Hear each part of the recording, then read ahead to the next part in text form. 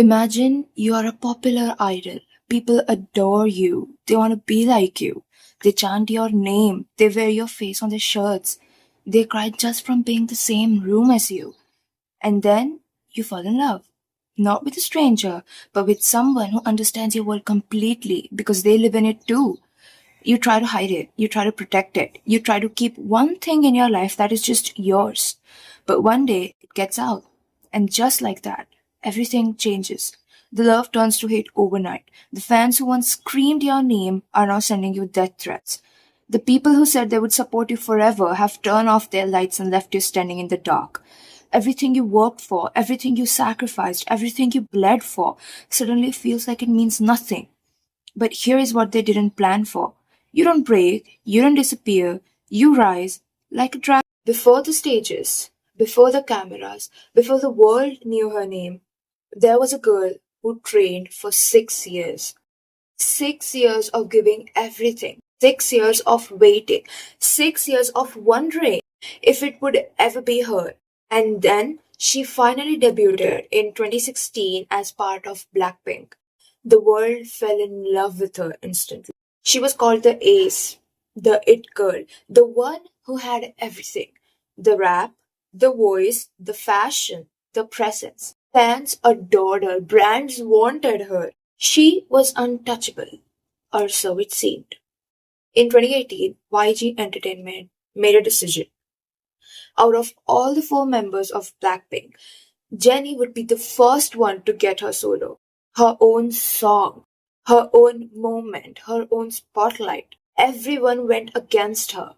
Why her? Why first? Is she the new favorite? Or does she even deserve it? And sections became battlegrounds. Fan communities were split in half. Like the girl who had just been adored, everyone thought she was the ace, she was the it girl, now she was being torn apart by the very own people who once screamed her name. But Solo dropped anyway. It hit 14.6 million views within 24 hours. The numbers spoke even when the hate was deafening. But the internet just wasn't done with her.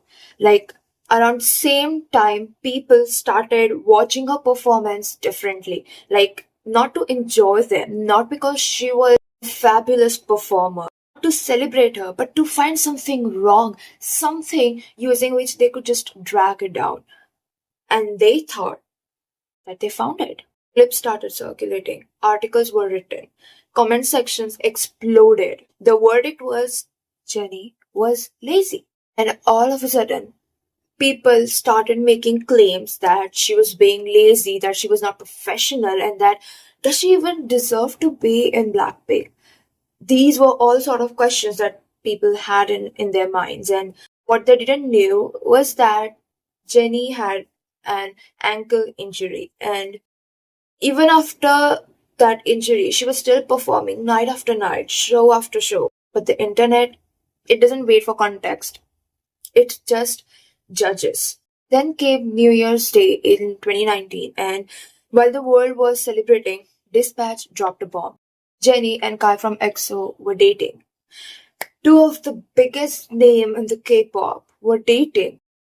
And just like that, the love was completely gone. I mean, death threats started flooding online, and fan sites that had been dedicated to her started shutting down. The girl who had millions of people chanting her name was now reading messages telling her that she should just not exist. Fighting the battle she never asked for. Jennie made a decision. She just stopped waiting for permission and she started her own company, signed with Columbia Records for her US activities. Like, no more asking, no more waiting, no more performing through pain just to be called lazy. This time it was different. This time it was entirely hers. The world noticed.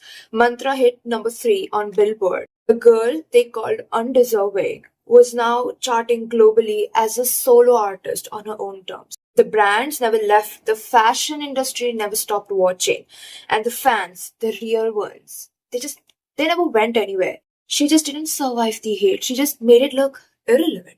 And here is what I really want you to take from this. Like Jennie's story, her story is extraordinary, but the experience, the hate, the doubt, the people who just wanted to see her fail, that part is not unique to her. That's just universal. Like at some point in your life, people will come for you. They will hate you.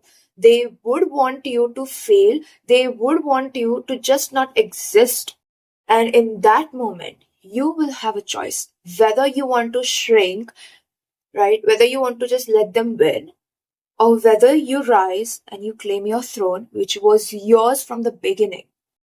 And look, people, they would be watching you, they would be praying for you to make a mistake so that they could just drag you down. And you know what? Even if you do make a mistake, you will not let them drag you down. You will fight every time. You will survive, and you will show them who you really are. And that is what we have to take from Jenny's story. Like look, the amount of hate that she got.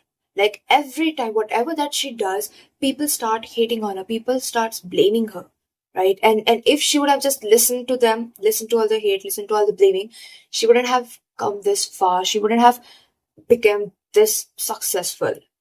And that is what we have to learn from her.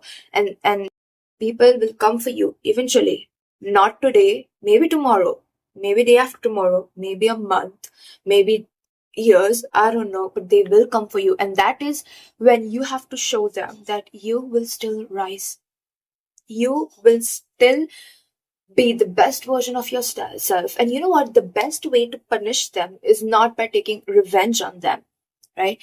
Is by living your life to your fullest, not letting them control your life. That is the that is the biggest punishment for them. Is that they no longer control, or like they no longer dictate the narrative of your life.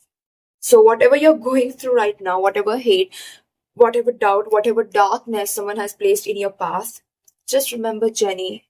Just remember her story, and just remember that even you can get past this. Because the people who try to break you, they are counting on you to stay broken. They want you to stay broken. So don't give them that. The dragon doesn't ask permission to fly. It fly anyways. So that is it for today's video. And if you like my video, then like, share, and subscribe my channel. And meet next time. Bye bye.